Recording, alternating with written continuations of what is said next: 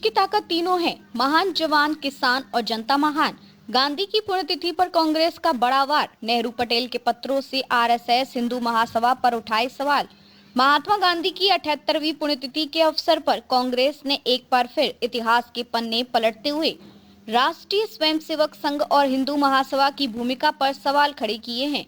कांग्रेस नेता जयराम रमेश ने शुक्रवार को जवाहरलाल नेहरू और सरदार वल्लभ भाई पटेल द्वारा श्यामा प्रसाद मुखर्जी को लिखे गए दो अहम पत्र सार्वजनिक किए गए। जयराम रमेश ने सोशल मीडिया प्लेटफॉर्म एक्स पर इन पत्रों की तस्वीरें साझा की और कहा कि ये दस्तावेज उन लोगों के लिए करारा जवाब हैं जो खुद को राष्ट्रवाद का ठेकेदार बताते हैं।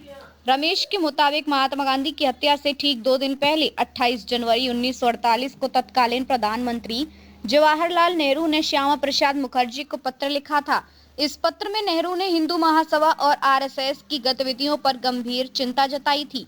नेहरू ने लिखा कि प्रतिबंध के बावजूद हिंदू महासभा ने पुणे, अहमदनगर और दिल्ली में बैठकें की, जहां ऐसे भाषण दिए गए जिनमें कहा गया कि महात्मा गांधी देश के लिए बाधा हैं और उनकी मृत्यु देश हित में होगी। नेहरू ने आरएसएस को लेकर भी तीखी टिप्पणी करते हुए कहा कि संगठन की गतिविधियां और दंगों से उसके संबंधों को लेकर सरकार के पास पर्याप्त सबूत मौजूद हैं। उन्होंने हिंदू महासभा के मंचों से दिए जा रहे भाषणों को अत्यधिक अश्लील और अभद्र बताया।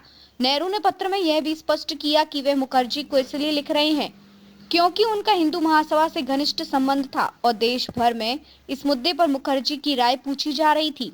इसके कुछ महीनों बाद 18 जुलाई 1948 को गृह मंत्री सरदार वल्लभ भाई पटेल ने भी श्यामा प्रसाद मुखर्जी को पत्र लिखा। पटेल ने इस पत्र में गांधी की हत्या के बाद बने हालात और आरएसएस हिंदू महासभा की भूमिका पर गहरी चिंता जताई।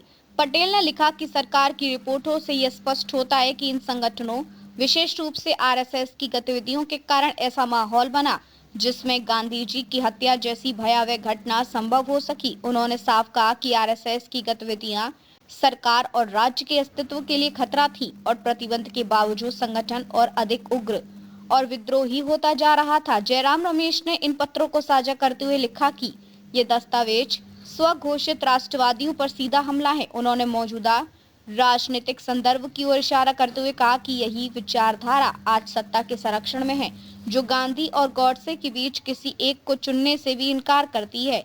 इसके साथ ही रमेश ने 30 जनवरी 1948 की रात ऑल इंडिया रेडियो पर जवाहरलाल नेहरू के उस ऐतिहासिक संबोधन का भी लिंक साझा किया जो गांधी की हत्या के बाद देश को संबोधित करते हुए दिया गया था। गौरतलब है कि 30 जनवरी 1948 को नाथूराम गॉडसे ने महात्मा गांधी की गोली मारकर हत्या कर दी थी। गांधी की पुण्यतिथि पर सामने आई ये पत्र एक बार फिर आजादी के बाद के शुरुआती दौर और उस समय के राजनीतिक सामाजिक तनावों को चर्चा के केंद्र में ले आए हैं। देखते रहिए changing future TV. Like, share और सब्सक्राइब करना ना भूलें। देश, दुनिया और भविष्य की सबसे बड़ी खबरों के लिए।